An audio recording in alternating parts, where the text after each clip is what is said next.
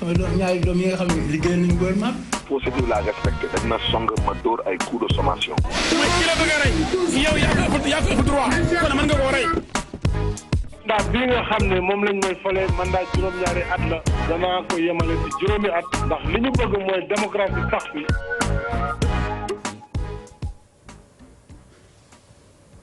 télévision Futur Média mbokk yi ñu ngi leen di nuyu ñu ngi am mbégte dellu si ak yéen ci seen émission Faram Facce ni ñu koy amalee alarba bu jot muy émission bu yittewoo lépp lu aju ci wàllu politique alarba la ñu koy amal ci télévision Futur Média en direct tey nag ñu di ci recevoir honorable député Cheikh Bamba Dièye nekkoon na fi jëwriñ ci gouvernement bi nekkoon na itam maire ca Ndar ñu am mbégte bu yaatu di ko recevoir mbokk yi tey ci seen émission Faram Facce ak télévision Futur Média honorable député ñu ngi lay nuyu. jërëjëf Papa Ngagne maa ngi lay sant di la gërëm ci invitation bi di nuyu mbooleem téléspectateur u TFM. di bëgg loolu chaque fois ci ñëw jotaay ak yow. jërëjëf waaye honorable am na nag loo xam ni daan nañ koy dégg sax par rapport à l'opposition. mais yaakaar naa ni lu bees li ñu ciy dégg jombul ne umpu la muy des opposants dealers di nga koy dégg quand même des opposants dealers daan nañ dégg lu bëri nag loo xam ne daan nañ ko wax jëmale ko ci opposition mais terme boobu nga xam ni dañ ko collé à l'opposition tey ba nga xam ni fi mu nekk nii mi ngi bëgg a nekk benn mode ci opposition bi ndax yaa ngi koy dégg nan nga ko gisee. dëgg la Pape ñu ngi koy dégg ñun ñëpp mais bu amee de ak fu mu mënti amee rafetul ci opposition rafetul sax ci acteur politique fu mu mën a nekk. te li nga xam ne ñun la ñu war a xam mooy que ni benn souci la ñu war a am ci Sénégal mooy intérêt yi réew mi bari na souvent dañuy wax ni ku baax yaa ngi féete opposition ku bon yaa ngi féete ci pouvoir te affaire bi demeewul noonu. et je pense que ni Sénégalais yi seen environnement ak seen gis-gis toll na foo xamee ni léegi war nañoo mën a ràññee lii feebar ci réew mi ñu koy jooy ci pouvoir di ko jooy fu nekk moo nekk ci biir Sénégalais bi moo mën ko fekk fu mu mën a nekk mais li am solo ak lu mu mënti demee xaw ma kan moo war a defar taxawaayam mais ki nga xamee ni dafa am programme am yéeneem pour dimbali Sénégalais yi kooku war naa mën a góorgóorlu bu baax ba kàddoom ak jëfam bañ a ànd ak loolu. et je pense que ni ce n'est pas bon pour le Sénégal ce n'est pas bon pour la politique te nekk na loo xam ne mooy xajamal xelu nit ñi te mu ñuy yóbbu ci désamour maanaam sore bi nga xam ne nit ñi weddi nañ ko lépp loo xam ne acteur politique la. waaw man bëggoon naa aussi nga gën a précis ci tontu bi nga xam ne jagleel nga ma ko parce que man jàpp naa ni bu ñu waxee lu jëm ci une opposition dealer nga nekk ci opposition bi. man pour man war nga gën a mën a coller war nga mën a gën a pointu maanaam ci lu mel noonu loo xam ni mënuloo ci génn parce que bu ñu nee opposition te nga nekk ci man yaakaar naa ni am nga yeneen argument yoo xam ni moom laa doon gën a xaar te dégguma ko. bu fekkee dem aussi sama question mën na gën a leer mën na. waaw xam nga li ci am solo mooy tey jii mënumaa jóg ci ay anam yu leer ñu la diw mi kat nekk ci kuréel sàngam lii la wala diw mi nekk ci kuréel sàngam lii la.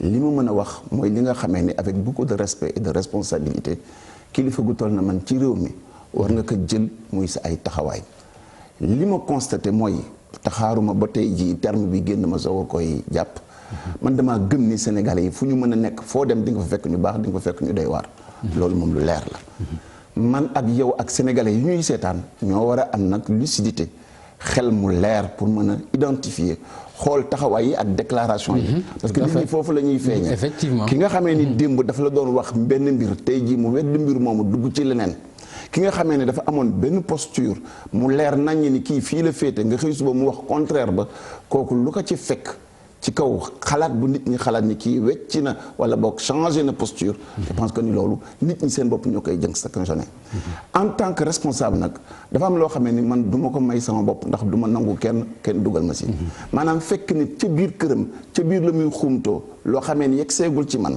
amaguma ay éléments de justification yoo xam ne mën naa ni diw mii kat diil na ci nangam wala diw mii def na ci nangam lu dana may njort rek man dama naan rek lu jot rek. d'accord ok xam naa dinaa si ñëw bala may jàngat comportement kenn ci opposition bi ma njëkkee ko ci yow. parce que ku xam Cheikh Bamba Dièye xam nga ko ci vraiment ci xeex. gis nañu la vraiment ci opposition nga am taxawaay boo xam ni gis nañ ko à l'Assemblée nationale nga takk fa sa bopp ak ay chaînes gis nañ la ci place de l'Indépendance ñu jël la def ci façon xeex bu nekk gis nañu ko donc tey bu ñu la gisee ci comportement opposition bu mel nii mu wute ak li ñu daan gis est-ce que bu ñuy wax dealer xel mënul xalaat ni kat Cheikh Bamba Dièye laale na ci ndax fugg combat bi nga doon demee gisatuñu nga demee lu mel noonu. déedéet mënumaa bokk ci loolu parce que au moins am naa nattukaay yow doy nga nattukaay ci man say ay morom yu bare doy nañu nattukaay réew mi aussi doy nañu nattukaay parce que gis nga nit ñi ñiy jaay seen bopp ak ñiy diil boo leen xawee dégg rek xaw xam fa ñu jëm et je pense que ni man li ma caractérisé ki sama taxawaay mooy jamono ju nekk la mu laaj ca xeex ba moom laa koy jox ba mu mat sëkk. amoon na jamono ci suñu activité politique la mu laajoon ñu war a taxaw fesal mbir pour que sénégalais yi yeewu la ma jàpp ni ci sama xalaat ak sama expertise politique moom laa waroon yeewee sénégalais yi yeewee naa leen ko boo seetee même ci activité yu mujj yi jamono bu ma ci toll situation ba ma ca toll. da nga daan teg ay actes. waaw non actes yi moom honorable actes yi lañ la gënoon ràññee ci ay actes. Pape bu ñu dégloontee rek. waaw mais ci actes yi. actes yi dama parce que acte bu nekk da nga koy situer position ba mu nekkee. dinaa la génneel ay lenn taxawaay par exemple yaa ngi tudd présentement en tant que député assemblée nationale. defe naa ni kuy sénégalais ku nekk gis nga ci lii nga xam ne mooy at bii passé dëgmal élection yi wala jiitu élection yi wala topp après élection yi suma taxawaay ci li nga xamee ni. moom laa jàpp ni. mooy manque de démocratie réew mi donc je pense que ni aussi amul marche boo xamee ni man du ma jël ci sama wàllu bopp ñëw teew sa biir marche ba. li ma wuteeg bu njëkk ba léegi naa la jox te faram pàcce bi mooy li ma wuteeg taxawaay bu njëkk ba léegi bu ma ñëwee damay doon citoyen doon responsable doon kenn ca biir mbooloo ma parce que gis nga li xaw a yàq mbir mi mooy que ni souvent dañuy jàpp ni dafa am ñenn ñoo xam ne ñoo amul. cëru jiite mais loolu nag mooy takk suuf nag aussi. loolu dafay xaw a takk suuf aussi ci sa comportement parce que soo bëggee nekk leader u parti. nekk leader ci l'opposition bëgg a booloo nit ñi bëgg a yem ak ñoom position. ak taxawaay ci benn xeex. xam nga mënuñoo yem taxawaay yi ndax tur yi ak cër yi du bokk mais mën nañoo yem taxawaay yi ndax ku nekk da ngay ñëw ngir Sénégal. parce que gis nga li manqué ñun solidarité moo manqué woon ci réew mi. bu njëkk da nga daan gis politique bi rek wéete combat bi waaye évolution day am. tey jii société civile bi macha allah. doomu aadama yi macha allah non non ay la yéwén loolu la Cheikh Bamba. c'est parce que politique yi. ñoom ñoo nekkatul ci terrain bi. société civile bi activiste yi jël ko. am na si wàll goo xamee ni ci li ngay wax dëgg gu wér penn la waaye am na beneen wàll goo xamee ni bu ñu toppee évolution wu société dañ naan processus bu normal la ndax bu daawoon di wéet ci benn wax ak ci benn taxawaay di kaas di jooy di naqarlu di métti lu jafe-jafe ak tolof-tolof yi Sénégalais yi di dikkee mu dem a dem ba ci biir société civile bi mu commencé waat am ay nit yu jóg dañuy sant yàlla parce que indee bee ko suus ñun ñëpp ñoo bokk réew mi. sant yàlla jaaxaan. non déedéet sant yàlla bi moo di. sant yàlla dem toog ci parce que gis nga xam nga la daawoon di rey nit ñi. la daawoon di rey réew mi. moo di que ni léppi réew mi dañ ko yemaloon rek ci biir kuréelu politique yi. parce que tey jii defe naa ni ab politique boo xamee ne xarekat nga tigi da nga war a kontaan bég ci li nga xamee ni société civile maanaam ay nit yoo xamee ne ay témoins lañu.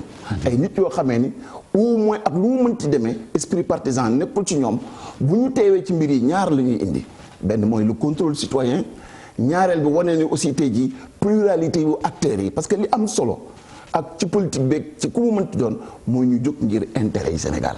te alhamdulilah rabbi alamin autant ci de combat politique bi. dafa am ay évolution autant mooy jouer le second rôle. non c'est pas. Cheikh Bamba. Papa xam nga gis nga. li nga ma expliquer mën naa ko d'accord mais aussi nga d'accord li ma wax. non xam nga lu tax mënuma d'accord ni du second rôle la déedéet dama jàpp ni xam nga tey jii. si on est 16 ou 17 millions de Sénégalais.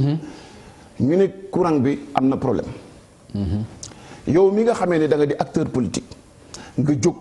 bàyyi sa itte bàyyi sa yëpp teew ci marché yi moo xam fu ñu ko mënti defee ca biir réew ma la lay jox crédibilité dëgg da ngay seet analyser mbir mi.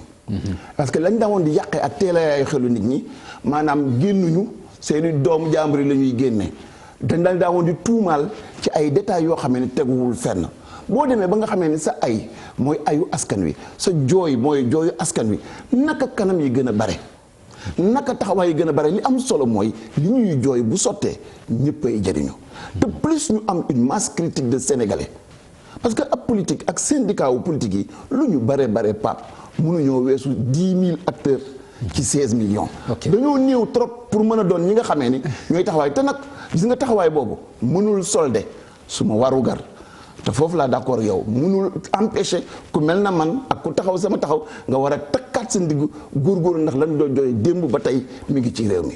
te buñ ko xeexulee ñun ñu yàlla dimbali am xel am taxawaay mën a ràññee buñ ko defulee man xaw ma kon lan mooy suñu intérêt taxawaay politique. waaw mais Cheikh soo gisee question boobu mënul woon ñàkk vraiment ñu aborder ko parce que li nga wax moo ci nekk dañu nekk témoin ci sa combat nekk témoin ci sa taxawaay muy ci plateau muy ci terrain bi moom ay actes yu am solo yoo doon posé da nga nekkoon député à l'Assemblée nationale jël sa bandeau takk ko taxaw chaîne sa bopp ñëpp di ko gis mais actes yooyu bu ñu ko gisatul mais il faut que ñu laaj lu xew. dëgg la normal na mën naa la expliquer. ak yeneen ni actes yoo xam ne yëpp combat la mën naa la indil benn mbir ndax àddina day évoluer combat yi aussi di évoluer mais pas-pas bi moo dul changer combat yi ni muy évoluer mooy situation bu nekk bu ngeen nekkee ci benn combat politique bu combat boobu dañee acteurs yu bees yi ñëw non seulement ñu baax ñi ñu bon ñi dañuy jàng ci feem yooyu donc yow mi nga xamee ne acteur politique nga da nga war a dox ànd ak jamono dox ànd ak jamono moo di. lan nga bëgg wax chaque acteur bu bees. non yow lan nga bëgg wax ci acteur dama ne parce que boo nee acteur bu bees day am acteur bu màgget. déedéet acteur bu bees. waaw moo di ki nga xamee ne tey jii la soogay tàmbali ci biir action bi nekk ci. dama ne bu jamono soppi ko foog nga soppi sa doxalin adapté wu pour que nit ñi ak citoyens yi mën a déggin bi nga xamee ne moo ci nekk parce que ñaari mbir ñoo xam man gisuma benn différence ci ki nga xamee ne démb dafa wéetoon ci benn taxawaay mu wóor ni que tey jii bu demul woon sa buntu assemblée nationale yi yeewu fa du mën a réveiller conscience aux citoyens yi. gisuma benn différence benn mbir ak ki nga xamee ne tey jii dafa toog. mu wóor ni que am na fu mu jaar am na fu mu taxaw Papa Ngagne Ndiaye xam ni kii borom xam-xam la kii citoyen la kenn jëndu ko kenn moomu ko mu woo ko mu tàlli xam-xamam teg tàlli yéenam teg nga xool démbam xool teyam xam ni même processus même constance. mais bokkuñu ay nu ñuy dale par exemple nga ñëw toog ci plateau bi ak nga def ay actes de njàmbaar ci xeex bokkuñu loo xam ne moom lay symboliser xam nga moom njàmbaar moom sañ nga ku nekk mën nga jàng jàmbaar ci anam bu nekk. waaw te man jàmbaare tigi Cheikh Abdoulaye moom ma ko jàngal dafa ne ma jàmbaar du rëy du réew jàmbaar mooy taaru réew moo di chaque situation il faut que nga dawal xam-xam ndax yàlla borom xam-xam yi la waxal te réew ñi yàlla dimbali te réew war a baax mooy ñi nga xam ne am nañu fit am nañu fulla am nañu gis-gis bu rafet. mais xam nga ne dafa il faut que nga accepter le principe de la non fixité maanaam li nga xam ne yàlla moo ko tënkee àddina mooy àddina tëjuwul ci benn place yem ci tontu ba nga indi woon ca at daaw ak bërki daaw yaa 5 ans mënuloo ko répété tey jii année phénomène bu nekk ci évolution wu doomu aadama yi alhamdulilahi rabbil alamin bi nga xamee ne tey jii société bi wax nga ko wax ju am solo mooy que ni lu dandu rek am lu bees lu ko remplacer. loolu processus dynamique gu réew mi la. sama teraanga la man xam nga lu tax mu doon sama teraanga ndax jëf jooju ma defoon as ngone ku ma féete ndaw ku nekk booy ñëw. man ak samay jëfi morom. si ngay jàng sa action politique. si ngay xam ni ku mel na Cheikh Bamba Dièye bu fi jaaree am lu mu defee nii kon man bu ma ñëwee dama war a adapté affiner yokk parce que loolu mooy principe d'évolution ça ne veut pas dire que je suis obsolète ou que je suis en retrait non c'est que nag am na ñoo xamee ni démb ñoo ma jiitu woon seen place tey foog ma tooge ka pour que ñeneen mën toogee sama place. d'accord man ni nga philosophé ci tontu bi man daf ma doyul. parce que man pour man combat politique amul place booy xajale amul leneen. parce que loolu yaakaar naa ne am na fi ay références yoo xam ne gis nañu seen taxawaay ci politique pendant 26 ans ñu nekk opposition seen xeex musul changé bu ñu waree dem kaso dem nañ kaso suñu waree génn ci mbedd mi génn nañ ci mbedd mi nekk référence ci wàllu politique ñu gis leen kon man boo mu bëggee yeyee am na ñoo xam damaa war a toog seen place am ñu war a ñëw suma place ci politique dinaa ci am lu ma jaaxal. mais li nga xam ni bëgg naa ñu ñëw ci mooy xam nga aussi comportement yi la ñuy juger. su ñuy wax des opposants dealers. teguñu ci gis la nga am deal nga teg dara comportement yi la ñuy juger de dealer. comportement yi ñuy juger de dealer mais dañ koy gis aussi parce que bu ñu gisee koo xam ne gisoon nañu ko mu nekkoon ku féroce. tey ñu gis ko mu nekk leneen mais loolu mën nañu yaakaar ni gis nga ci affaire boobu mën naa la ci indi déjà dernier combat yi nga xam ne ñu ngi ko engagé que ce soit sur l'électricité ci wàllu courant bi wala bokk ci wàllu élection yi jàpp naa ni ci diggante am Karim Wade indil Khalifa Sall am yóbbu procès texte je pense que ni sénégalais bu ñuy seetaan rek tey wax dëgg di nga xamee ni bu jamono férocité jotee ak intransigeance ci ay principe loolu moom tey la wàllu gën a ay. d'accord amul benn yoon parce que tout ça xam nga lu tax ndax damay wax toujours ni man si politique yow yàgg ngaa dajale ku mel na Cheikh Abdoulaye Dièye ci sa plateau te man gëm naa ni moo ma gën fuuf moo ma gën a jub moo ma gën a gëm yàlla mooy suma leader mooy suma royuwaay et te daf ma daan wax ni la béy doon dunde ba sax si kim war naa mën a continuer loolu ba faatu et c'est ça ma trajectoire et je n'y changerai pas du ma si mos a wàcc d'accord dañu gis benn comportement ñu xaw ko révéler sax muy diggante Idrissa Seck ak Macky Sall Idrissa xëy na xam nga ko parce que ci élection yi ñu génn ànd ngeen nga jàppale ko ci présidentielle yi nga xam ni génn nañ ko mais li nga xam ni itam jib na mu tukkee ci benn taskatu xibaar ñu koy wax Cheikh Yérim Seck mu wax ni am na benn deal ba teraanga ndox ci seen diggante loolu boo ko analyser ci doxalinam ak ni nga xamee ni kenn déggul mu wax ci loolu lan la lay inspiré. benn bi may njëkk wax mooy man du ma firi géntu jaamur sérieux wul ci sama démarche te dëgg-dëgg nit nag day àtte loo xamee ni fekk na ko li nga xamee ni moom laa jot. te y a pas très longtemps jot nañu waxtaan ñu nemmee compté comme ñi nga xamee ne ay alliés la ñu woon li ma mën a wax daal man ci jëmm ji ba may gis lu ko weddi loolu lay jàpp mooy que ni tàmmal na ma suñu diggante amul wër-wërloo lu ñu war a wax dañ koy wax te jàpp naa ni aussi fa mu taxawoon foofu la taxaw su ma amee leneen lu ko weddi nag dinaa ko analyser li nga xam ne moom laa mën ci dolli aussi moo di que ni ci situation bii lu waay rendi rek ki sa loxo lay naaj. donc il faut que ñun sénégalais yi. ñu am lan nga bëgg a wax ci ñu am confiance lan nga bëgg a wax ci moom laa foofu laa lay yeggale il faut que ñun ñu am confiance que ni ñun ñëpp macha allah ay nit yu yeewu ñoo nekk ci réew mi. il faut que ñu am confiance aussi que ni ku nekk mbaax gi ngay wootal ci sa bopp boo sérieux tuuti war nga ko mën a yaatal ba mu yegg ci ku nekk donc dara jaru fee yàkkamti ba ñuy suppité wala ñuy xalaat wala di njort te wolof nee na wala alxuraan nee na njort lu bare sax bàkkaar la. donc par conséquent munumaa man ci loo xamee ni fekkee ma ba ñuy réunion xaw ma nu ñu réunion wi ma xëy suba dégg ci rajo rek ni diw nee na nangam te acteurs yi nga xamee ni ñoo ko ŋànk demuñu tukkiwuñu ñu ngi ci réew mi mais ci wax honorable xam nga du ci li nga fekkee rek lañ lay laaj. non xalaat la ñuy waxtaanee xalaat analyse la da ngay gis ay démarches gis ay comportement gis ay signaux. nga ni man lii kat lii laa ci jàngat. bu ñuy wax analyse mais loolu tax ñu koy wax. mais Pape est-ce que nangul mën naa la nangul sax maandu mais mënuma nangu aussi nga maandu ba ne ma doo analyser. yenn comportement yi ak yenn discours yi gis nga man li may analyser. waaw mooy li feeñ li fës. lii kumpa man ak yow lott nañ ci di ko jéem a analyser parce que en ce moment là dinañ dugg ci situation boo xam ne du suñu bos. li ñu mën a wax kañ mooy. d'accord léegi question bi gën a claire. dañu génn ci ay élection mu am ku gagné am ku ci topp. ñu mën a jàpp ni kon kii mooy opposant naturel ay la yoon nañu waxante dëgg est-ce que ni nga gisee comportement jàpp nga ni mooy comportement opposant naturel.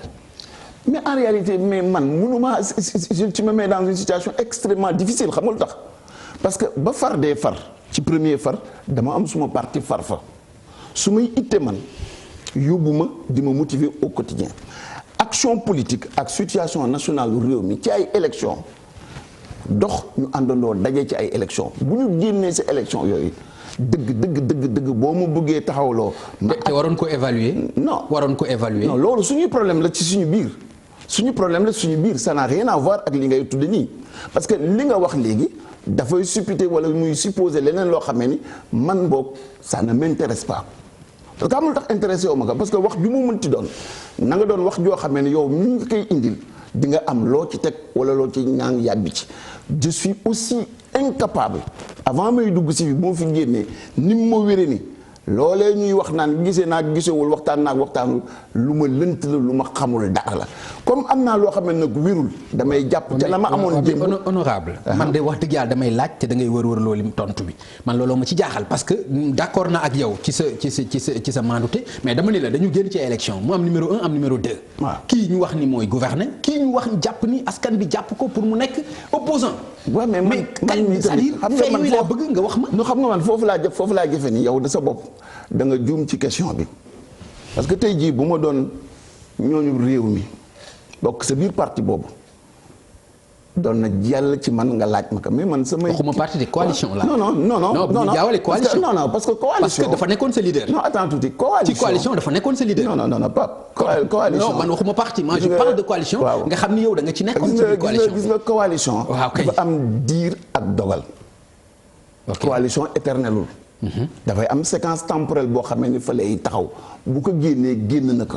Benno Bokk Yaakaar moom éternel. non man waxuma Benno Bokk Yaakaar waxuma dara. mais da nga coalition du éternel. c'est vrai que éternel moo bu doy waar la. mais man daal li ma mën a wax daal. voilà donc bul ma wax mooy ni coalition li ma ŋànk man. waaw ak li ma ñor man. ak li nga xamee ni moo ma impliqué. ak li nga xamee ni moom laa mën a wax. d'accord donc aussi am na ci loo xamee ni mënul nekk ci man et je ne peux pas et je ne le ferai pas. pour la bonne et simple raison que j'estime que ni yéen ñi nga xam ne ay journalistes ngeen ay acteurs ngeen pour subsidier information bi am ngeen sañ-sañu ñi nga xam ne au premier chef. qui sont impliqués. ñooñu joxe ci tontu parce que man bu ma si doon joxe tontu tey. non Cheikh Bamba bu ma si joxee tontu tey. crédible si nii crédible si ne parce que lu tax dama am samay mbiru bopp. waaw mu ñor ma képp war a doon sumay préoccupation wulis may dem di dugg ci biir kër jaamur di seet nañu taxawee te mu wér ni ma la ñu fay wax ak la ma fa war a wax xawma ci dara. mais Cheikh Bamba. da nga fàtte ne dañu génn ci élection nga ni fal leen ko. absolument. waaw léegi tey nga bëgg a taxaw wax ma lii nga ma bëgg a wax. non lii ma la wax taxaw nga battre campagne pour ñu fal ko. waaw mais lii ma la wax nga wax programme am wax jikkoom wax leneen ak leneen. lii ma la wax ni amul benn contradiction ak posture bi ma amee tey jii parce que posture bi. mooy posture responsable. d'accord mooy posture kilifa. d'accord te am na ci loo xamee ni. dëgg sa jotaay neex na ma lool waaye mënumaa forcer man. ok ba ma wax lu ma xamul. waaw wala mënumaa forcer ba ma engagé. d'accord ci di interpréter loo xamee ni mënumaa déterminer. d'accord tenants yeeg aboutissants yi. d'accord léegi ci laaj bu mujj rek ci wàll boobu. taxawaayam en tant que opposant nan ban gis-gis nga ci am moom Idrissa Seck. man day jàpp naa ni que ni moom mag mu am xel la. bu am activité politique bu yaatu. nit njaay la non maa ngi fàttaliku Abdoulaye Wade mu ne nit njaay la. waaw par conséquent. loolu rek boo ko ci dollee. war nga xamee ni li nga xamee ni bu ma wéetee xalaat ka ba ni fii mooy sama yoon su ma nawloowee xalaatam nawloowee xam-xamam xam naa ni war naa mën a toogal boppam moom ba xam fan la war a taxawee ak nan la war a taxawee. parce que ak lu mu ci mën ci demee. ak lu mu wax yéene ju rafet jëm ci moom wala yéene ju ñaaw jëm ci moom lu mu ci mën ci def tamit balaa kenn di si jëriñu wala di si loru moom moo si jëriñu wala moom moo si loru. te defe naa ne loolu war naa doy sëkk que ni ay position am war a doon ay position bu ma wéree ni ëpp ma ko xel. gënu ma kaa xam réew mi par conséquent chacun ku nekk suñu mën ak moom ak yow ak keneen yaay seet rek la doy nga def ko. d'accord. honorable da nga fi waxoon lu jëm ci dialogue politique bi ni bokk na ci li tax président Macky Sall sumb ko gën a jege yanto ak waa PDS yi.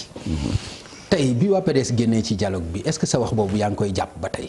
lépp maa ngi koy jàpp ci dialogue bi xam nga dialogue bi man. non mais ci précisément li ma waxoon li nga waxoon ma jël ci kàddu yi nga waxoon da nga ko waxoon mais comme génn nañ est-ce que jàpp nga ni la nga doon wax lu amoon la fu ndëgër laay ak tey bi nga xam ne ñoom génn nañ ci. xam nga boo ma mayee rek dama lay defal genèse sama taxawaay ak dialogue politique boo ko fàttalikoo ba mu njëkkee woote dialogue politique jamono jooju li ëppoon ci opposition bi dañoo gàntal man bokk naa si ñi njëkk a wuyu bokk naa si ñi njëkk a teew pour ñaari mbir pour wane ni benn que ni nii li suma ñaar que ni lépp lu soxal réew mi ñor na ma ndax buggumaa taxaw ci benn mbir gàntal wala nangu te awma ay jumtukaay yu ma permettre ma xam ni lii baax na am baaxul ba ma ca demee man ca ma dem bu njëkk la ma ca analyser jàng ka ci mooy xam naa ne la ka ca ñoroon ba mu ca weesoo pare na ci loolu laa gis aussi ci dialogue ñaareel bi mu wotee dialogue ñetteel bi mu indiwaat ma même situation boobu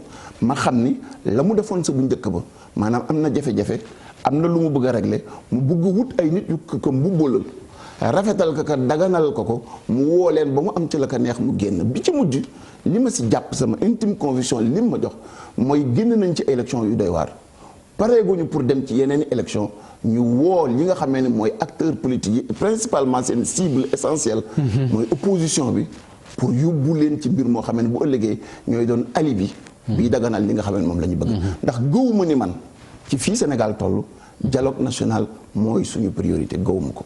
te bu ñu demee ci waxtaan bi aussi naa la indil tontu yi. waaw mais bala nga may indil tontu yi xanaa di nga ma tontu ci li ma la wax man dama tudd PDS te ba léegi tuddoo leen yow te da nga leen waxoon ni rapprochement boobu moo ko ci taxoon ni jóg loolu bëgg naa ko xam tey ñoom génn nañ ci PDS bi dialogue bi mi ngi continuer est-ce que li nga waxoon loolu. mi ngi waaw mais xam nga li tax tontuwuma si dama la indil plusieurs raisons yi tax dialogue bi ñëw indil la benn bëgg-bëgg bi ñu amoon pour apaiser le climat social. bëgg-bëgg bi ñu amoon pour rafetal seen diggante ak PDS. yaa ngi dégg ndax dialogue boobu dañ ci tegoon ay bëgg-bëgg yu bare donc li ci am solo ci sama jëmm man bopp. bu may dem loolu nga baal ma su fekkee loolu nga gëmoon tey ñu gis PDS génn ci dialogue bi ban lan nga si mën a jàngat. waaw non mais li ma siy jàngat man dafa am jàngat bu ëpp doole jàngat bi nga bëgg ma jàngat kasi mooy que ni en réalité man bu may dem ci dialogue la ma cay yóbbu mooy intérêt yi Sénégal.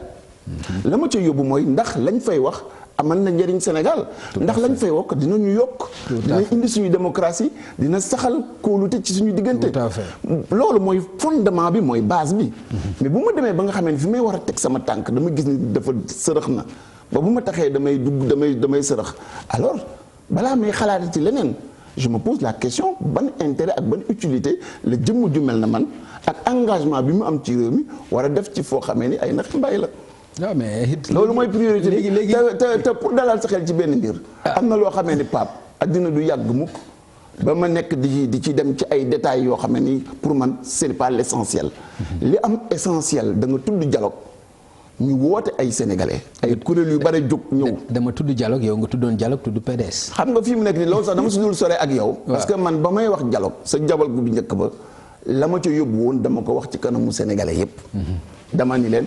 président de la république bu wootee woote bu njëkk loo xamee ne guléet la ci réew balaa ma koy àtte ci lenn damay dem déglu ko ba xam li muy bëgg ak li mu ëmb lan la bu demee bu waxee la ma ëmb man tamit ma wax ko la mu cay teg moo may permettre en priorité mu mën a déterminer wu leneen li ci des yépp la mu doon wut ak digganteeg PDS am na ka amu ko ànd nañu léegi wala ànd nañu lu accessoire lay doon parce que principal bi moo doon intérêt national bi nekkoon ci ñu àndandoo waxtaan ci li nga xam ne moom la ñu bokk muy réew mi. d'accord wax nga ma léegi ci sa biir wax ni am na solo pour nga wax ma yow lan mooy sa xalaat ci dialogue yi ñaari dialogue yi muy national comme politique. ban xalaat nga am ci ñaar. benn bi si njëkk mooy dialogue politique bi. pour man escroquerie la. ndax ki gën a néew xalaat.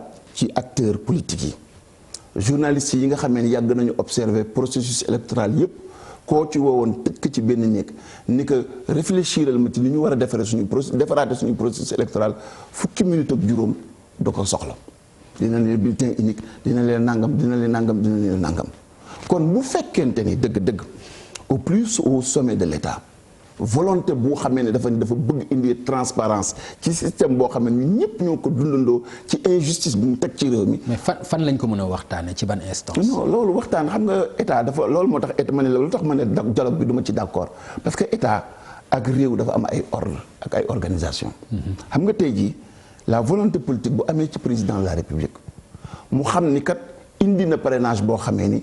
teguwul ci yoon jaarul ci yoon ba bu muy defaat lettre bi nga xamee ne bi muy indiwaat pour ñu dàq élection yi ci élection locale yi la moo ca wax mooy nañu càmbaraat parrainage bi kon nga xamee ni loi fondement wu société ñu ne la booy def république loi yi dañu war a doon loi yu impersonnel du loi Papa Ngagne du loi Bamba Dièye loi sénégalais yépp la kon nga xamee ni déjà implicitement reconnaître na ni ñoom lu leen neex la ñu def jëm ci loi boobu mais loolu jar na waxtaane kon. waaw non jarul waxtaane xamul tax jarul waxtaane ndax caay-caay moo ko laloon au départ te la koy dindi mooy projet de loi te projet de loi bu fekkente ni ki nga xam ne mooy acteur principal bi di président de la république sincère na ci defaraat suñu processus électoral dama ne mën nañu économiser li nga xam ne mooy temps bi ñuy perte ak xaalis bi ñuy perte jëm ci loolu ndax moom man ak sama nawle bu mën a doon 15 minutes ëpp na ci pour ñu génne la li nga xam ne moom lañ ci war a def su fekkente ni am na ci yéene da koy daal di defaat projet de loi mu jaar fa mu jaaroon démb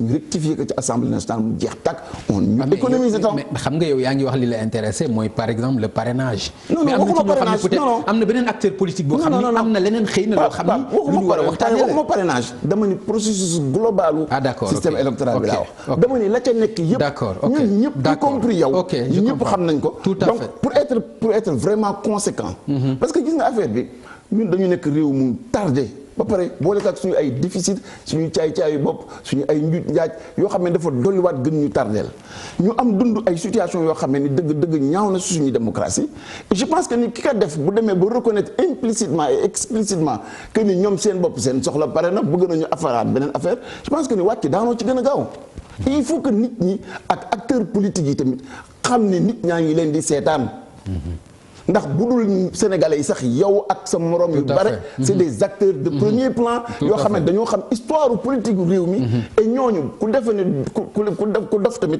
ay nit njaay lañu et c'est pourquoi je pense que il faut qu'on soit constructif ñu positif te gaaw ci li ñuy def te bàyyi caaxaan. D'accord. Dialogue national bi. Dialogue national bi aussi pour man dama ni un état moderne dafa am ay règles règle bi ko lal mooy ñu wut suñu ay institutions am suñu assemblée nationale député ya nekk fa am président de la république président nekk fa sañ-sañ ba nekk fa am bërëbu attekaay yi ña fa nekk di atte waaye bu ñu demee ci réew ba ñu constaté ni bëgg-bëgg benn nit moo ëpp doole ñetti institution yooyu mën na génne fii dugg fii dem fee dem fee. Cheikh yaa ngi bëgg a nii liste nag. non nii liste non ay fee laa lay boo ma bàyyee rek benn mën naa la génne bu si nekk. mais dialogue national bi mën nga ma xëy na dialogue politique. mais politique bi dialogue national laa lay wax acteur politique ñoo fi nekk am na lu ñu war a mën a waxtaanee. ci réew mi mi ngi am nu ñu koy waxee ci pétrole réew mi ngi am gaz réew mi ngi am nangam ak nangam. nga xam nga yooyu mooy leneen ak leneen xam nga yooyu mooy leer yi. waaw mooy yi nga xamee ni moom la ñuy naxe les gens de bonne volonté parce que ñun ñëpp vraiment ay sénégalais lañu te gis nga bu doon suñu sago lii ñu yàlla xéewal ci gaz ak pétrole dañ koy jëfandikoo sa anam ya mu gën a rafete mais anam ya mu gën a rafete Pape du waxtaan dafa am waxtaan bu ko jiitu woon anam ya ko gën a rafete mooy constitution wu réew mi anam ya ko gën a rafete mooy loi yeeg règlement wu réew mi parce que yooyu ñooy arkaan yu wér yu wóor yi nga xamee ne mais yooyu ci waxtaan lañ ko mën a xoolaatee aussi ci waxtaan aujourd'hui dañu am déficit ci application boobu te tey bu fekkente ni nga jël rek dialogue en tant que tel dialogue national l'Assemblée nationale mooy représentation nationale barab boobu tey jii bis bu nekk dooleem day gën a wàññeeku ñu ngi koy wañ di ko yeew ba débat ci li nga xam ne mooy ñor réew mi sax mënu fa am. kon kay boo amee beneen tribune wax dëgg yàlla non du problème mu wuti tribune xam nga man ak yow dañoo am réew législateur. waaw yow législateur nga parce que da nga délégué sa pouvoir keneen délégué waaw ñun lan mooy suñu est-ce que nit ñi am nañu respect si ñun ba ñu xam ne état yoon bi gën a baax mooy ñii ñu am législatif am suñu juge am suñu président ku nekk doxal sa cër ba mu mat sëkk parce que bala nga naam ne fa. li ngay wax ni waxtaan ko indi. non waxtaan bu ko indi waxtaan woo dafa jeex ba pare parce que tey jii boo amee benn situation nga am sa constitution jëfewuñu ko nga am sa assemblée nationale muy bërëb bu daane nga am sa justice muy bërëb bu daane li sa première priorité du dialogue sa première priorité yow mooy lan mooy man ak yow ak président de la république nañu sasoo ñu waxtaane li nga xam ne mooy faratay réew mi ñu toppatoo ko taxawee ko ma teg la ci benn mbir li fi xew yépp ci réew mi laata président de la république di woote dialogue dafa am rek as kuréel ñii di ñooñ politique ñii di société civile ñoo ŋànk xeex bi bare na ci ay kilifa yoo xam ne ni seen baat kenn déggu ko ci woon est-ce que defar dëgg-dëgg bokk na ci bu coow amee ba jafe-jafe am métit am fa nga xamee ni fa la bañum rus yi ñi nga xamee ni ay wiiruwaay lañu ci réew mi war a mën a jël seen kàddu rotal ko ci benn mbir pour wàññi tension yi pour wàññi jaay doole bi pour fexe ba nga xam ne ñu bañ a dérivé yooyu yëpp dafa xaw a manqué ci réew mi. Cheikh Bamba ba nga xam ne à la fin li ma jaaxal yëpp mooy war nga xam ne li ngay wax ni yëpp mu nekk ay taar waxtaan a koy indi.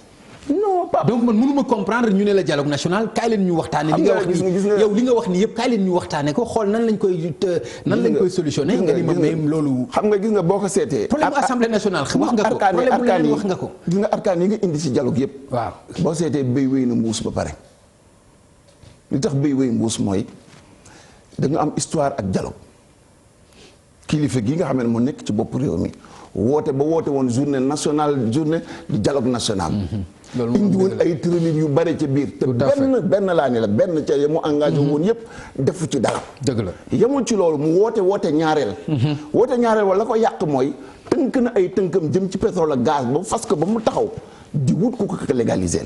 comment non parce que ñaar moo ci mbir xam nga assemblée nationale yéen ngi war a daje pour gaz bi. ngeen di tënk na ko ba pare. non xam nga li tax xam nga li mooy fondement bi. waaw mooy code bi nga xam ne moo koy ŋànk. parce que gis nga contrat yi sénégalais yi li ñuy jooy. jooyuñu pour xëccoog cër président de la république. ndax xam nañu mbooloo mii di Sénégal il faut que mu am ko jiite yoro mu jëntal dogal bi. li nit ñi doon ñaan mooy balaa ñuy dem réew yëpp yi nga xamee ni dañoo xëy suba rek pétrole wàcc seen ñoom dañoo waxtaan ba pare avant code yi di génn. parce que dañoo am boo demee Amérique latine. am na ñoo xamee ni sax tàmbali woon nañ ko mais mujjul sotti dañ dem ba wut convention ak système des Nations Unies pour que du ñu exploiter seen pétrole mais la mu leen waroon indil ci xaalis communauté internationale jox leen ko pour ñu wàññi empreinte carbone. donc nga xamee ni am na ñoo xamee ni ñu ngi xalaat. ñu ngi réfléchir ñu ngi seet ñun normalement bu xalaat bi jiitu woon dina mën a dimbali nit ñi ba ñu xam ni war nañu am loo xam ne dañ koy denc pour génération yi ëllëg yi. avant que loi di ko indi. war na am loo xam ne waxtaan bi jiitu na contenu local. ku ne gis na bi ñu koy waxtaanee. fii ci Diamniadio. am na waxtaan yoo xam ne itam Cheikh Bamba. xam nga loolu si dooma ni xanaa fekkewuloo ko. xam nga local content bi man li nga tuddee contenu local man woote naa ko assemblée nationale. mais bul li mu waxtaan. non xam nga gis nga Pape. man li may wax mooy dàquma ni nit ñi toog nañu ñu ngi wax. déedéet c'est ça. li may wax man mooy. dafa am lu ko gënoon fuuf. te mënoon ñu éviter jafe-jafe yi ñuy jaar. parce que souci bi dëgg-dëgg mooy dañu am opportunité xéewal la boo xam ne daf ñu mën a permettre déficit yi ñu amoon ak tardement yi ñu amoon ñu jëmp ci kawam jàll avancé. donc man souci bi may am mooy souci yu efficacité. parce que bu jàllee loolu rek dafay am lëndëm parce que bu wéree ni président moomul alal ji man moomu ko ñun ñëpp ñoo ko bokk. alal jooju bu ñu jaruñulee yàq la. on a échoué ñun ñëpp. et c'est pourquoi man may jël ay position tranchée ci affaire bi parce que lu mu ci mënti demee lu ñuy nettaliwaat ëllëg. position tranchée bi mooy lan. position tranchée bi mooy. mënuma participer ci dialogue bii di dialogue national parce que pour man lii fondement wu réew mi mooy institution yuy dox yuy jaar yoon. ñaareel ba may ma tuuti rek. ñaareel ba may ma tuuti mënuma participer ci dialogue boobu parce que pour man dañuy fekk. mais yow da nga may doléance. li nga fi wax ni yëpp nit ñi dégg ko ay doléance. mais man en tant que da nga fàtte ni man député la donc. mais wax nga problème bi nga am assemblée nationale samay doléance ñi ngi koy attends samay doléance dafa am ay bërëb yoo xamee ni fa la gën a jaadoo fa la gën a jekke fa la gën a taxawee. mais mënu fa jàlle. non mais attends bu amulee loolu dañ ko war a faj parce que sinon lan mooy intérêt ñu am assemblée nationale di fay ay nit. lan mooy intérêt ñoo am institution di fay ay nit bu ñu fekkente ni dañu am justice te justice boobu deful liggéeyam lu dul benn nit moo leen remplacer. di def la discours bu baax ngi nii ci dialogue bi pourtant. non discours baa ngi nii. mais xam nga discours boobu sa plateau daf ma koy permettre parce que après dem sa dialogue ba ñàkk sa dialogue taxul ma noppi xam nga lu ma wax. ok dem sa dialogue ba ñàkk sa dialogue ba taxul ma ni part ci mbir mi déedéet ndax daf ma ñor. daf ma impliqué samay avenir impliqué avenir u citoyen wu Sénégalais yi ma war cee wax ndax dama cee am cër ci anam bu nekk. d'accord mais li nga xam ne moom la ñu warul nangu. mooy mag du nax boppam. xam nga dafa am ay kilifa yoo xam ne ci réew mi boo yëkkati seen tur seen jaar-jaar day wax pour ñoom. bu ñu leen dugalee ci benn mbir. ba pare mu doon ay caay-caay ci biir dafa am loo xam ne. Famara nga bëgg a wax. Famara ak général Niang ak ay kilifa yu bare ci réew mi yoo xam ne macha allah ci seen histoire ak seen taxawaay xam nga tey jii man ak yow bu ñu fàttalikoo. fii la Amadou Makhtar Mbow ak acteur politique bu Sénégal yëpp. woote ay assises nationales. ñu jël kopparu citoyen yi. loolu dëgg la dugal ko ci biir. loolu am na lii ngay wax ci dialogue national moom lañ fa doon waxtaane loolu am na. yeggul ci loolu ñu fal président bu bees yamul foofu ñu fal président bu bees ñu indiwaat même composante yooyu joxaat leen xaalisu Sénégal ni leen réfléchir leen pour résumer waat affaire bi te ci lii ngay wax ci dialogue national moom lañ fa doon wax waaw est-ce que ñun réew mi dañoo war a nekk ci chaque fois ñu wax benn mbir ba passé que ñu delloowaat ñu ca mbir ma waxaat ko ba mu passé que delloowaat ñu sa mbir ma ba pare nag ñun ñi nga xam ne am nañu sañ-sañ ak lucidité wu ni duñ ci dem ñu bëgg ñoo bu jóbbu boo fee parce que ak affaire bi li tax dialogue bi bon mooy day discréditer acteurs yi ndax bu ñu nee ay wala ñu waxtaane jàmmi réew mi góor bu jóg ni daw ma ñu bëgg laa dëkkal foo dëkkul jox la mbubb moo moomul te dëgg-dëgg bu fekkonte ni intérêt yi réew mi rek moo ñu tax bu dialogue doon am njariñ moom président de la République mi nangu woon assise nationale nangu la ca topp tey jii bu bëggoon économiser ay kopparu Sénégal du woote dialogue. d'accord dafa amoon solo ñu aborder ñaari dialogue yi waaye leneen ci wàllu actualité muy le cas de Guy Marius Sagna au-delà de yow ni nga qualifié jàpp bi ñu ko jàpp da nga jàpp ni xëy na ñàkk kaaraange la ñu ko bëgg a ñàkk kaaraange goo xam ni way takk der yi am nañ ko ci seen biir loolu lañ bëgg a sëf ki nga xam ni moom mooy Guy Marius Sagna gis-gis boobu dégg naa nga am foo ko waxee loolu bëgg naa ñu ñëw ci mais ci ni nga xam ni noonu la dese ci kaso bi mu àndoon ko ak ñu bari tey moom kese mu des ci kaso ba ban gis-gis nga am ci wàll boobu. moom laay wax rek moo tax ma ne leen nañu taxawal suñuy institution parce que lu dialogue bale am solo la téye Guy Marius Sagna fale mooy institution yu taxawul. ay institution yu faible yoo xam ne nanguwuñu xool situation bi jaaduwul. lan nga bëgg wax ci institution yu faible mooy le système judiciaire ak dépendance bi nga xam ne am na ko par rapport au pouvoir du président de la République mooy dépendance bi nga xam ne assemblée nationale am na ko gis nga Sëñ Tuubaa dafa wax ne bu sa tànk dee métti ngay faj sa bopp bu yàggee di nga am feebaru tànk ak feebaru bopp gis nga problème mu. mais kon yow da nga bëgg a jàpp ni li Guy Marius Sagna def dara nekku si yow. pour man c'est légitime c'est légal. te dinaa la ko expliquer bu gaaw mais damay ñëw d'abord ci principe injuste bi nga xam ne moo ko dal nga bokk ak say nawle ngeen àndandoo doxandoo ci benn barab yegg ci benn barab ngeen am ci même taxawaay ñu génn ñii dem seen kër kenn des fa la ñuy jàngale mooy que ni génneeguñu ci xëpp ak xupp maanaam bu ñu la mënulee tiitloo ba nga tàppet dellu gannaaw te mënuñu laa ger ba moom la ñu teg fitna ci sa kaw. Et ça ce n'est pas acceptable parce que kenn mënul wax ni lay Maison Blanche non attends ma daaneel rek kenn mënul wax ni la am Maison Blanche am Élysée am ci système démocratique yu mag yi ñun mënuñu cee yegg foofu te ay sénégalais lañu. ok te Guy Marius Sagna ak yow ak man. gisuma si kenn koo xamee ni mën ngaa xëyal wutal fitna réew mi léegi Cheikh Bamba Dièye honorable discours bii nga ma tenir tey bu la fekkoon ci gouvernement bi lii nga may wax. je pense que ni benn bu ma fekkoon ci gouvernement bi ma am ci cër ba ma ca war a am du ma ko jàpp loolu moom mun naa la ko wax man bu dee man maay jàppee du ma ko mos a jàpp. ndax man dama am benn problème dama am problème bi ma am mooy man damaa takk sama bopp ci buntu assemblée nationale. te mënuñu maa àtte ci biir gouvernement ak biti gouvernement li ñu ma mën a àttee man mooy sama jëmmi bopp ak samay action bopp te je veux rester conséquent ak li may def. waaw d'accord kon acte bi mu posé.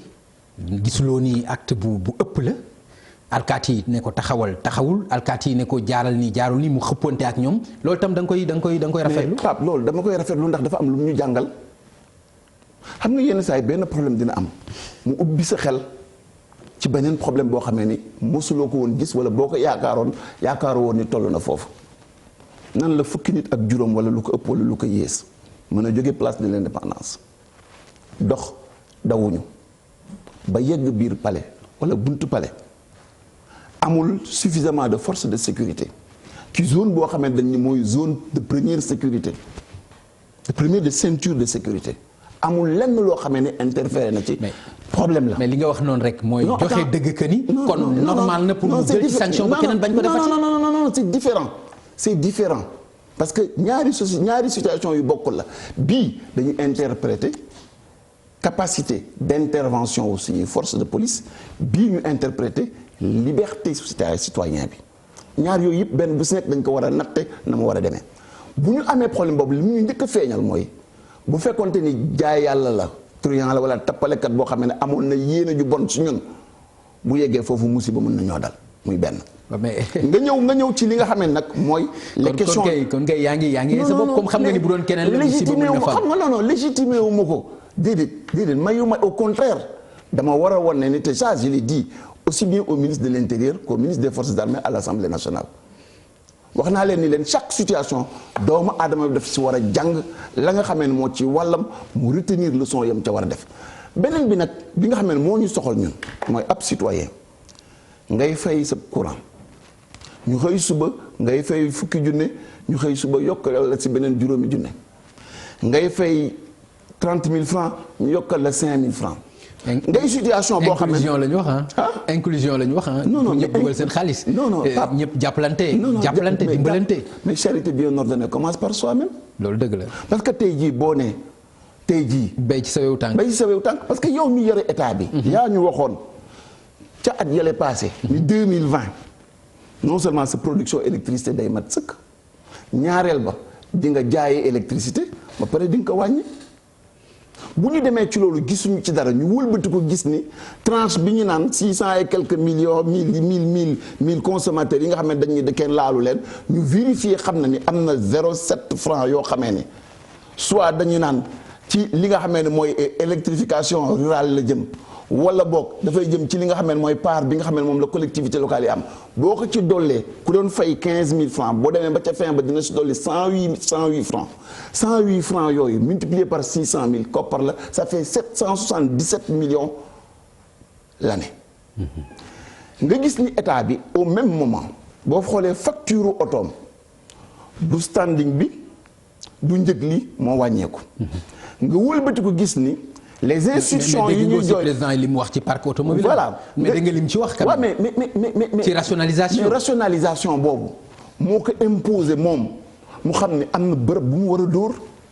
parce que Pape bu ñu nee partage bu coono amee yow mii état ak yow mii société nga doon ki nga xam ne yaay premier responsable recul gestion wala fayit bi nga xam ne soqeekoo na foofu boo bëggee crédit bi ci kanamu doomu aadama yi da nga leen di wax ni leen maa ngi tàmbalee ci man. sama kër gii ma yor lii dinaa ko def jëm ci wàllu électricité institution yi ci des yépp ku nekk takk sa biir pour wan sénégalais yi nga xam ne ñoo gën a néewle ñoo gën a ñàkk ni wax ji ak jëf ji ñoo ànd. d'accord mais mënuloo yow sa standing. ak sa situation bi li gën a neex gën a yaatu sa dara wàññeekuwul nga fekk ñu gën a ndóol gën a ñàkk ndax ab retraité boo xam ne mënatul liggéey. la mu war a yokk ci këram mënatu ko yokk nga xëy suba tegal ko ci dara. mais honorable loo mën a wax itam courant bi moom amoon na ay jamono lu ñu la ko jaayee woon nga jënd ko.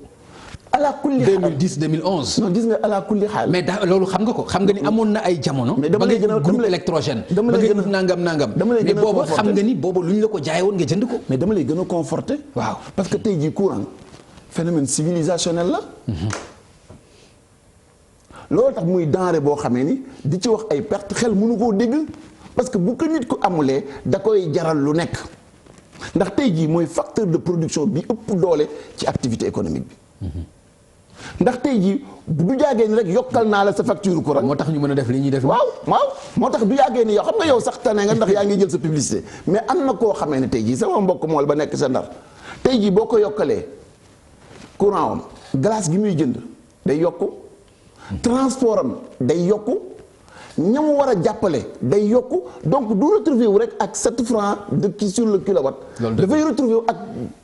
dayoo goo xam moo tax gis nga il faut que nit ñi ñu commencé waat et c'est heureux même waxtaan bi ñu ko tàmbalee moo tax plus que nit ñi gën a impliqué wu ci développement réew mi plus que cause yii nit ñi gën ko ŋànk plus que mu am solo ndax bu dee ñooñ li yàq réew mi mooy lépp luñ fi mosoon a yëkkati am opposition indi pouvoir mais question wu électricité c'est une question nationale question de survie la question de dundin la question de nekkin la de justice la. d'accord et par conséquent état mënul dem kii nii muy demee nii. d'accord dafa war a dellu gannaaw ndax am na jumtukaay yoo xam ne bu ci taxawee. mën na endosser li nga xam ne mooy surplus bi nekk ci. kon amoon nga mbetteel ci bi nga xamee ni ñenn ci waa ñoo lànk yi ñu ngi séddale seen ay flyers ñu jàpp leen ci police. bu baax a baax parce que loolu méngoowul ak Sénégal Pape mais ñun xam nga il faut que ñun ñëpp xamante nañu ñii le Sénégalais du nit ko violent.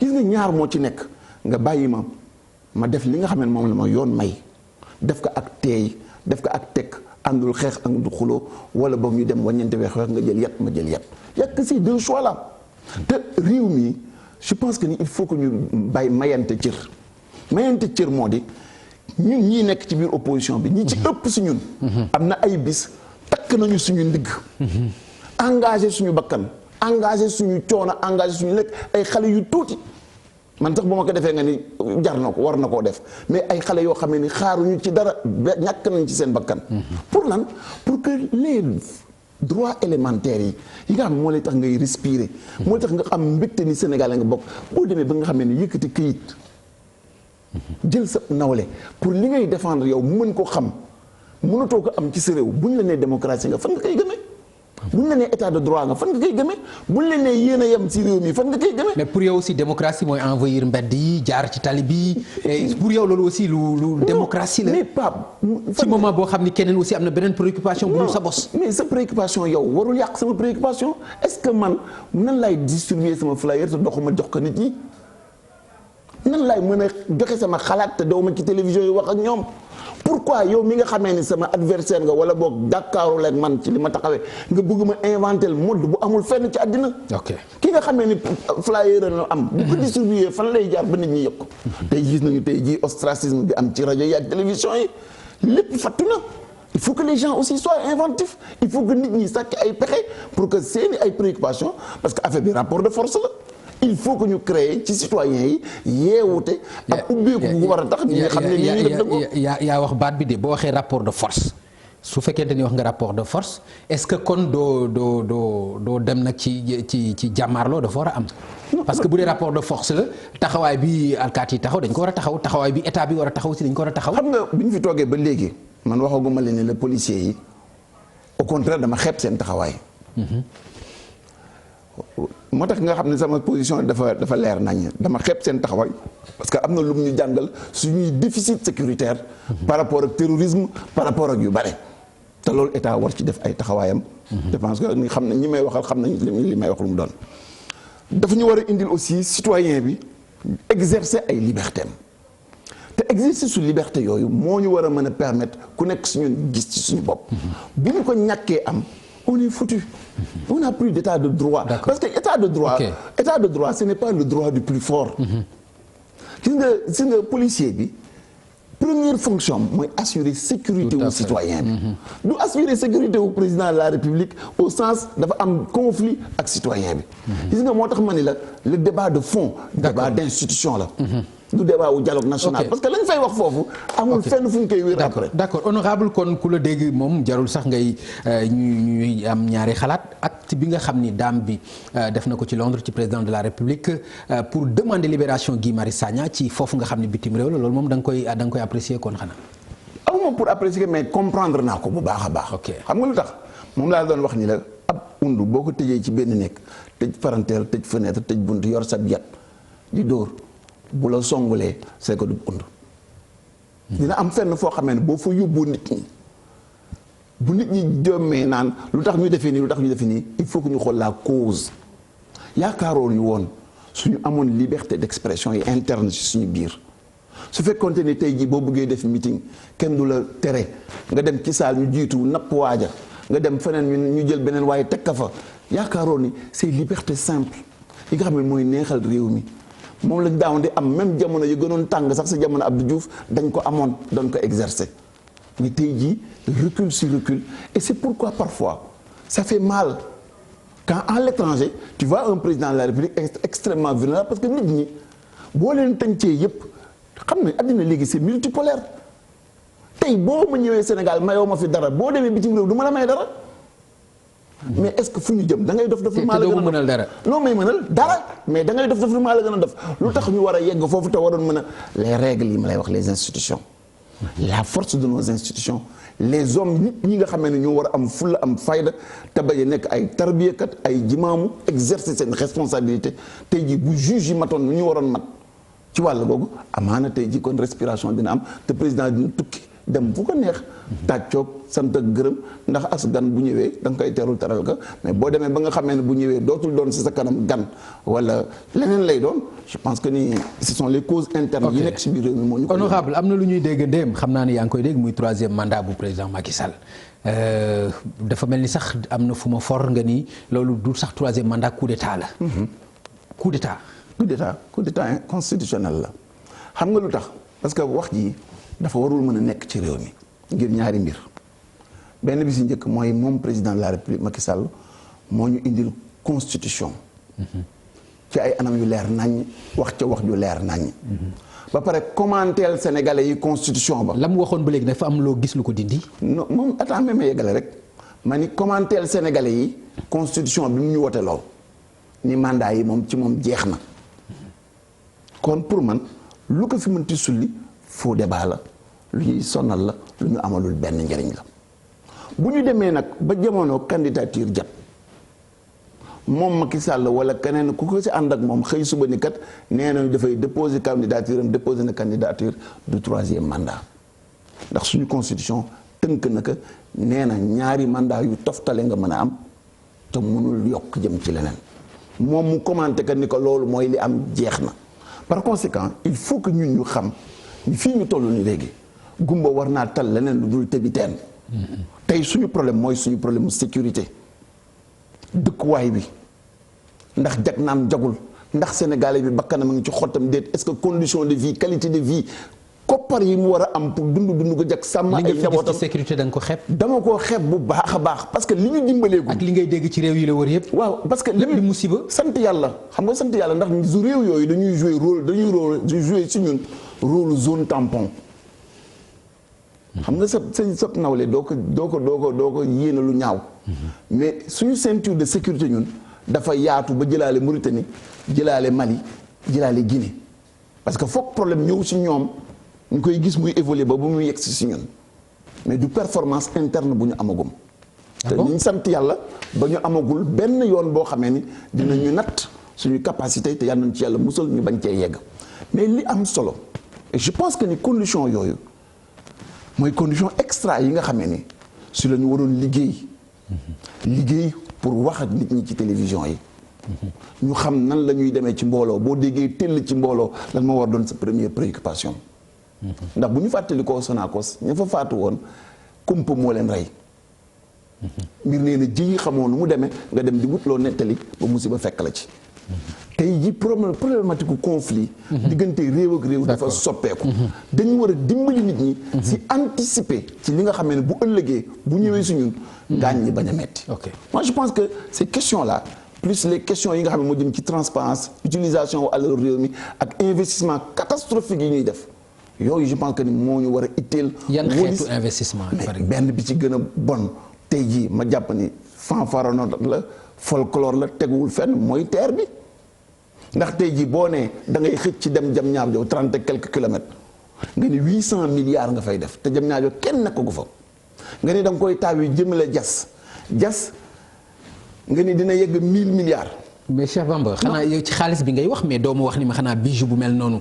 doo ko apprécier. waaye yow mais bala nga naan naam ne fa yow daf du sa priorité ndax amul la njariñ te je vais te le prouver. transport du sa priorité. non transport suñu priorité. ak ni nga gis dëkk bi jafe-jafe embouteillage yi nga xam ne moom du type de transport boobu mooy suñu priorité parce que cible yi ñoo bokkul parce que tey jii da nga génne Ndakaaru yóbbu ko ci benn barab boo xamee ni kenn nekku fa jóge fa bëggaat demaat ci beneen barab boo xamee ni la fa nekk man ba ma doon wax bu njëkk ñoom boo seetee seeni chiffre bi ñuy annoncé chiffre yu njëkk yi dañ ni pour 150 000 voyageurs jour la ñu waxoon ci terre bi toog ñu ma attaqué leen assemblée nationale indi leen preuve ñu indi 115 000. mais jamono yam leen doon wax aéroport bi dama ko estimé woon ci chiffre yi ñu avancé woon ni 5 millions de voyageurs lay am chaque année mais tey jii aéroport bi 3 millions de voyageurs la am. kon tey jii même bu demee foofu 10 000 voyageurs yu wóor yu ñu war a mën a dugg ci terre bi du ci nekk te 10 000 voyageurs yi dina am borom oto yi ñiy jël taxi ñi nga xam ne seen mbokk moo leen di indi mais Pape gumba war naa tal leneen lu dul tëbi teen tey dañoo am ay de vrais problèmes de développement te bu ñu demee ci biir waxtaan bi mun naa la indil ay ultra priorité yoo xam ne mooy allez-y benn 800 milliards ñu dugal ko ci foofu wëlbatiku jëlaat BRT ni 300 milliards extension VDN ni 100 milliards et quelques nga dem Ndar depuis 2003 bi ñu ubbee brèche bi ñu ngi nekk ci entre 450 jàpp 500 bakkanu doomu aadama ay ndaw yoo xam ne ay waxambaane yoo xam ne ñu ngi ci fukki at ak juróom benn jàpp fanweeri at ak juróom yoo xam ne seen bakkan des na ci. mais Macron dégg nga lim ci wax aussi. ak le président de la République. xam nga ak engagement yi nga xam ne jël nañ ko ci. mais man xam nga yoo xam nga ni xam naa état xam naa durée projet yi ak engagement internationaux yi boo fàttee sur le climat. depuis plus de 35 ans ñu ngi wax ni dañoo bëgg indi 100 milliards de dollars chaque année ba léegi dara génn gu ci te bañ ko fi waxee léegi ñaata at ci toj mais à côté de ça yow nan nga mën a jël 800 milliards dugal ko foofu te lii ma lay wax nii defar bël bi stabiliser ko defar booru géej gi génne benn zone tampon ak tëli jël ay kër yi nga xam ne impacté na la nga dem yóbbu nit ñi tabaxal leen ay kër ñu dëkk fa loolee lépp matul 150 milliards ci budget boo xam ne 4000 milliards la. amul at boo xamee ne depuis ba législature bi tàmbal amul at boo xamee ni sama ràngen ak sama coow ak sama wax weesuwul indi leen li lay war a suuli bu doon France wala muy beneen réew ci àddina ñaari bakkanu doomu aadama Pape fu ñu dee. waaw mais Cheikh Bamba nekk nga fi ci gouvernement bi nekk nga maire ci Ndar mais lan nga ci def ci li ngay wax ni xam nga ba ma nekkee maire Ndar. nekk nga gouvernement nekk nga maire ci Ndar lan nga fa def. moom laa lay indil nii léegi. di nga comprendre que ni dëgg man mi nga xam ne simple maire laa maa mënoon loolu bu ci état jàppoon kon jeex na bu yàgg gis nga dama nekk maire 2009 fukki kër ak benn yàqu ña nga xam ne ñëpp seen kër yàqu nañu ma wuti terrain jox leen ci maire yi yamu ci loolu ma convoqué forum international sur le changement climatique yàlla defal ma am partenaire ONU Habitat ak réewu Japon ñu jàppale ma ñu tabax 68 kër pour changement climatique. loolu yëpp def nga ko fa ci bilan loolu yëpp def naa ko ci Ndar googu. terewul ñu jëlee la fa. non mais xam nga problème bi. Cheikh Bamba gis nga loolu yëpp li nga ma wax ni yëpp def nga ko fa. non mais xam nga gis nga man da ngay dem Ndar gis que kër yaa nga fa nit ñaa nga fa xam nga pour dire simplement que ni boo gisee man gis nga yaa ngi wax évolution ci taxawaay sama évolution sama taxawaay mooy que ni man intérêt réew mi. ak rationalité wu dépense yi ñuy def ndax bu ma la nee am nga 4000 milliards. ñeet fii ñaari dërëm ñetti dërëm 1 milliard ba génne 150 milliards du doon problème si ñun am nga ay eurobond bu la neexee leb benn jour ñu indi la 150 milliards. donc problème volonté la pour yow non problème de respect la. pour yow ñu état bi joxuñu respect Saint-Louis non joxuñu respect doomu aadama yi. ok particulièrement ñu nekk foofu parce que damaa jàpp ne fu imaginez nga lal 450 néew ci benn place 450 citoyens yoo xam ne àq ak yelleef yi ngay revendiquer ci réew mi moom la ñu am ci réew mi ñu am pendant tout le temps gis nga boo tàmbalee 2012 ba fi tey jii nga def 3500 milliards multiplié ko génn ci 4 ak année bii bees plus de 22000 milliards consommé nañ ko ci Sénégal mais yii c'est des problèmes de société. c'est des problèmes de justice et de respect affaire bi booy seet néeg la ak xol bu dëgër parce que boo amee benn farata bu ne këtt ni jonn nga teg ko fa dem lu mën a jël 800 milliards dugal ko ci terre c'est que da nga yabaate ñu ne déedéet waay nga fekk ñoo xamee ne am nañu tëli ci biir Dakar muy VDN bi nga dugal leen 100 milliards pour yaatale leen ko te ay nit di dee fale da nga yabaate te yooyu mooy déficit yi nga xamee ne moom la ñu war a régler suñu réew suñu bëggee nit ñi yëg nii tamit ci la ñu bokk. d'accord mais honorable je pense que discours bi du discours campagne. non absolument pas ci élection locale yi pour briguer waat encore la mairie de. wallaahi yàlla mi ma tiim xam na ni ça n'a rien à voir. mais sa intention la yaa ngi koy xalaat. non dinaa ñëw ci loolu. waaw mais baal ma ñu egg si ci. waaw mais xam nga man mairie ba dafa intéressé ba tey. ah oui. parce que man doomu dëkk ba laa. d'accord xam nga mais dama bëgg ñëw ci àllkala ji parce que bëgguma ñu ko mu woon bu façade bii nëbb affaire yi mais. dàqal Bamba mais man aussi bëgguma façade bi nëbb affaire waaw justement donc ku nekk bëgguma aussi vraiment. c'est vrai ku nekk si ñun na def si woon. mais li ma bëgg man. te maa ngi lay sant bu baax ci opportunité bi nga ma may. mooy nañu jël Bamba Dièye génne ñu jël campagne municipale dindi ñu teg la réalité de la société saint-louisienne nga ni Langue de Barbarie lu mat 100 000 personnes ñu nga fay yeewoo. ñoom ñëpp seeni écoles yi nekk ci Gendar doxatul depuis dernière mandat bi. donc seeni ay doomu jàmbur yaa ngi dem seen doom yi taxaw benn place. nga ni booru géej gi depuis boobee ba léegi prochaine bënd bi keroog bu mu njëkkee am dañu jël 3 milliards 6 jox Eiffage. mu ñëw indi leen ay gabion maanaam ay grillage dugal ci ay xeer lal man maa njëkk wax ni dans un milieu marin. boo xamee ni force houle bi kenn calculé ko jël 3 milliards 600 sànni foofu xeetu fonto nit ñi la c'est de la politique politicienne te amul njariñ. la preuve 3 milliards 6 yooyu ñàkk nañ ko te fajul suñu soxla yooyu laa ni. mais effort la aussi. effort la aussi. non du effort parce que un état du effort caaxaan la parce que gis nga un état. non yaa ko qualifié de caaxaan yow. caaxaan la. waaw non mais yaa ko qualifié yow de caaxaan. waaw man comme sama wax la. sañ naa ko wax naa ko. mais effort la mais kon effort bu amul benn njëriñ ngoog. li ci am solo ba am solo daal mooy un état du yow du man duy jóg ci benn mbir. day am ay études yu wóor. gis nga man en tant que maire jamono yi ñu ci nekkee mu affaire bi ñoñu ma dama wuti bureau d'étude Hollande ONU Habitat jàppale ma ñu ñëw defal ñu étude Saint-Louis étude boo xamee ne li ko taxoon a jóg mooy xool vulnérabilité maanaam woyofu dëkkuwaay bi ak insécurité bi mu àndal par rapport ak phénomène yu bees yi nga xam ne mooy mbënd mi jógee ci géej gi ak bi jógee ci d'accord léegi ñu ñëw ci ambition bi encore pour retourner ci ville bi est-ce que dina yomb ci yow Mary Teuw Niane dégg nañ ko mu wax candidature am ak yéeneem pour la ville de Saint-Louis yaakaar nga dina nekk lu yomb bu fekkee lu am la sa ambition boobu. man bu yomboon sax du ma intéressé. ok ndax dëkk boobu boo seetee 10 août 1892 communalisation moom la ñuy def journée africaine de la décentralisation. kon Ndar dafa am histoire ci wàllu décentralisation ndax maire yi njëkk fa la ñu nekkee. mu nekk boo xamee ni dafay symboliser Sénégal ci histoire culture religieuse am ak culture intellectuelle am. tout à fait ci mouvement d'émancipation am effectivement ak ni mu formé élite yu njëkk yi ci réew mi. donc dëkk boobu jàpp naa ni. dara mënul yomb dara mën fa yomb. te bu doon suñu sago ñi gën a gën sa réew ma. d'accord jóg taxaw bokk ci ndax loolu rek moo ñu mën a avancer loo. da nga ko xalaat ànd ko ak ànd taxawu Sénégal ak Khalifa Sall wala noo ko xalaatee. Khalifa pas seulement Khalifa. mais man précisément Khalifa laa la laaj. mais absolument man waxoo ma simplement man maa la laaj. waaw man maa la tontu ni la waaw. ak Khalifa. ndax ànd wa gënoon def naa la ñu passé moo gënoon a jafe li nekk suñu kanam. ok ci bi mu la seet see waxtaanee ngeen ko. non xam nga gis nga sama diggante Khalifa aussi il faut que ma dolli ci yokk xalaat nit ñi. da di acteur politique mais acteur politique comme ni nga xamee ne cause nationale yi ni ma intéressé ma gis ni ku ñu tooñ la. ma engagé wu spontanément.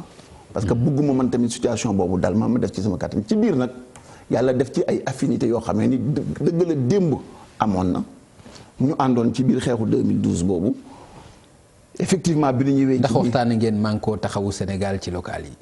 waaw ñu ngi ciy waxtaan gañ. yéen a ngi ciy waxtaan ñu ngi ciy waxtaan dëddu foofu rek dinañ ko yaatal bu baax a baax. ndax xam nga affaire bi moom je pense que ni yow mi yaa ma gën a xam ne muy demee. xam nga ni moos loolu laa bëggoon luy ëllëg lu nekk. waaw luy ëllëg lu nekk te di ñëw. da nga koy waaj ak ñi nga xam ne moom nga jàpp ni booy jóg bu ñu jógee nga jóg boo jógee ñu jóg. kon Khalifa tekk bi wute naag niñ ko xalaatee quand même. mi ngi am lu muy waaj. man jàpp naa ni sénégalais bu nekk war nga nangul dara jëmm jooju di Khalifa Sall. moo di que ni mag mu dal la. yëfam amul lenn lu mu ciy précipité. te jàpp naa ni aussi réew mi ñox na ko ñor goo xamee ni. accident ak positionnement boo xamee ni teguwul ci xel. da koy moytu bu baax a baax. et aussi surtout que ni ñu xam ni système bi ñuy xeex. ak li ñu fi jooy dara soppeeku aussi. ndax moom ak ay morom yu bare ay victimes lañu ci mode d'organisation politique bi nga xamee ne amee nañ ko ci réew mi. et par conséquent lii ko dal nii ak fi mu si toll ku yaakaar ni rendre nañ ko justice da ngay fo da ngay caaxaan tey jii la gën a vulnérable. tey jii la ay droit am gën a manqué. parce que fañ ko jaarale ba yegg si fa suñu dee waxal dëgg rek te bàyyi caaxaanu dialogue ak yooyu dañuy fexe les vraies questions yi nga xam ne moo nekk si réew mi ñu indi ci ay solutions mooy ku ñu tooñ ku nekk ay bëldéeg yooyu taxul dañuy dem fa tooñ ba ne ko ñu effacé ko nga mën a retrouver l'entièreté de tes responsabilités. dégguma li nga wax. waaw kon ma baamtuwaat ko. waaw dégguma ko de li nga wax. li may wax mooy libération Khalifa Sall alhamdulilahi rabbil alamin ndax moom sa bopp dox dem moo gën foofu ñu yeewu la ci benn barab. waaw jotuloo ko waaye dama ni. libération boobu libéré wu que jëmm ji la libéré waaye libéré wul potentiel politique am bi mu yor. mooy ambition. non du ambition bi mooy capacité à agir et à intervenir ci suñu processus électoral. léegi war a mën a am sañ-sañu bokk ci élection. potentiel boobu lan moo koy libéré te bu ëllëgee lan mooy libéré potentiel bi. mooy wax ji ak. xeex bi nga xam ne dañ ko war a mëne pour que man ak yow ak suñuy moroom yi ak yelleefi doomu aadama yi bëgg benn président de la république wala bëgg benn acteur politique bañ ko salfaañe l'état de droit institution respect. d'accord c'est-à-dire bu wute loolu dialogue ak yeneen yi nga xam ne ba tey dégguma la mais duñ ci tardé xam naa ni xëy na ñi seetaan ñoom dégg nañu la ci li nga bëgg a wax ci kaala Khalifa Ababacar Sall question bu mujj bi nag fekkee la ci boole muy liy xew ci biir APR gis naa coow loo xam ni mi ngi dox ci diggante Moustapha Diakhaté ak partem ba ñu dàq ko ci boobu parti ban gis-gis nga si am ci loolu. moom xuloo ak bëjoo fu mu mënti am man de gënaluma ci mu anam bu mu mën a doona mënuma cee wax comme na ma la waxoon ci tàmbali ba ca kaabale rek laa ciy wax mais li ma mën a wax man. jëm ci cas boobu moo di de Moustapha Diakhaté ci li ma xam à distance ci moom. sans àtte ko sans dugg ci conflit bi xam naa ni ku am fit la. ku am fula la ku ñeme li muy wax la te koo xamee ne li muy wax aussi li ci ëpp lu tegu ci yoon la. et j'estime que ni aussi ci réew mi ñu nekk nii parti politique yi ak société bi dañoo war a commencer jàng. ci situation yi ñuy nekk nii ñu war a mën a mayante respiration. respiration bu ñu mën a permettre expression yi am. te li nga xam ne mais comportement doon nga ko yow apprécier ci sa parti. waaw mënuma ci dara. non dama ni comportement en tant que militant. non mënuma ci dara est-ce que doon nga ko apprécier yow. bu fekkoonte ni sa biir parti xam nga gis nga ku mu doon sa sago ku nekk. waaw sa parti doo am benn coow. ku mu doon sa sago ku nekk ci jàmm ak salaam ngay nekk waaye bu problème yooyu amee ci sama parti mënuma ci dara ndax système mu Sénégal fii ñu toll tey jii ak évolution doomu aadama yi moo xajoowul nga yeewu nit ñi ci benn kànnaar ak ci benn pax ni leen du ngeen ŋàng du ngeen wax. ok te loolu aussi xëy na li ko indi sax boo ko seetee ba si biir mooy coowal 3e mandat ak jàppal indil fii ak amal fii et cetera te processus d'évolution réew mi moo toll foo xamee ni évidemment bu ñu demee ba nga xamee léegi li wér bu wóor mooy mandat yee jeex na. foog ku nekk am noo waxee ak noo taxawee. d'accord jërëjëf honorable député Cheikh Bamba Dièye ma bàyyi la ci ay minutes bu fekkee am nga message booy def. message bi may def nag mayoon nga ma tuuti sax ma wax ci mais dama ciy dolliwaat ndax dëgg-dëgg xaw naa nekkuma sax ci liberté pour mën a ñëw mais yow ak ni nga ma woowee. foog ma ñëw teew ndax xam naa ni plateau bi plateau bu sénégalais yi di déglu. man dama bëgg rek sénégalais bu nekk boo may déglu. nga xool doomu Sénégal buy wax ci benn situation boo xam ne dafa xew ci Sénégal moom laa gën a miin ndax fa lañu tege sama laaxu ngénte muy Guet Ndar ak Langue de Barbarie 2003 mbënd moom fi amoon muy inondation bi moo taxoon ñu ubbi woon benn brèche bi ñu koy ubbi 50 centimètres la woon bi mu amee fan mu nga dépassé presque 50 mètres boo demee ba mu amee ñetti weer yegg na presque si 800 mètres mu doonoon opportunité pour ñiy dem géej dootuñu jaareeti di traverser vague yi jaar ci biir brèche bi mais brèche boobu bañ ko ubbee ba léegi nee naa leen ñeen fukki doomu aadama ak juróom fukk seen bakkan rot na ci te ay waxambaane rek la. bu dee 450 mooy ñeenti téeméer ak naan. waaw mooy ñeenti téeméer ak juróom fukk. ñeenti téeméer ak juróom fukki bakkan. des na ci.